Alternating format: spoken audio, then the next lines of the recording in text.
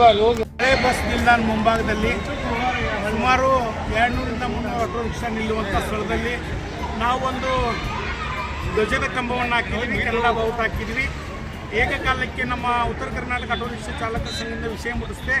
ನಮ್ಮ auto rickshaw ನಿಲ್ದಾಣದ ಅಧ್ಯಕ್ಷರ ಪದಾಧಿಕಾರಿ ವಿಷಯ ಮುಟ್ಟಿಸಲಾರದೆ ಏಕಕಾಲಕ್ಕೆ ಬಂದು ಸಂಬಂಧಪಟ್ಟ KSRTC ಅಧಿಕಾರಿಗಳು ನಮ್ಮ ಕಂಬವನ್ನು ಅದನ್ನು ಕಟ್ ಮಾಡುವುದು, ಕನ್ನಡ ಬಾವುಟನ್ನು ತೆಗೆದಿದ್ರು. ಹಾಗಾಗಿ ತಕ್ಷಣ ಇಲ್ಲೆಲ್ಲ ಸಂಬಂಧಪಟ್ಟ ಆಟೋ ರಿಕ್ಷಾ ಚಾಲಕರ ಮಾಲೀಕರುಗಳು ನಾವೆಲ್ಲ ಸೇರಿ ಈ ಸಂಬಂಧಪಟ್ಟ KSRTC ಅವರಿಗೆ ಮನವಿ ಕೊಟ್ಟಿದ್ದೀವಿ. ಮೊನ್ನೆ ಪೊಲೀಸ್ ಅಧಿಕಾರಿಗಳಿಗೆ ನಾವು ಮನವರಿಕೆ ಮಾಡಿದ್ದೀವಿ.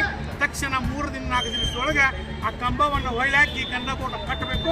ಕಡ್ದಿದ್ರೆ ಸಂಬಂಧಪಟ್ಟ ಇಲಾಖೆ ಮುಂದೆ ನಾವು ಪ್ರತಿಭಟನೆ ಮಾಡ್ತೀವಿ.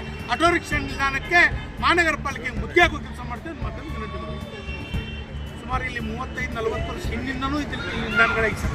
ಆ ನಿಲ್ದಾಣ ಮುಂದೆ ಕನ್ನಡ ಬಾವುಟ ಸತತವಾಗೈತೆ. ಅದು ಏಕಕಾಲಕ್ಕೆ ತೆಗೆದಿದ್ವಿ ಸರ್. ಅಧಿಕಾರಿಗಳು 4 ದಿವಸದೊಳಗೆ ಅದನ್ನು ಮಾಡಿಸ್ತೀವಿ. ಆ ಮಾಡಿಸ್ತೀವಿ ಹೇಳ್ರಿ ನಮಗೆ ಹೇಳಿದ್ರೆ ಸರ್. ಈಗ ಸರ್ ನಮಗೂ ಅದ ಅನುಮಾನ ಬರಾಕತ್ತೆ ಸರ್. ಈಗ ನಾವು ಮೇಲಾಧಿಕಾರಿಗಳು ನಮಗೆ ವಿನಂತಿ ಮಾಡಿಕೊಂಡಾಗ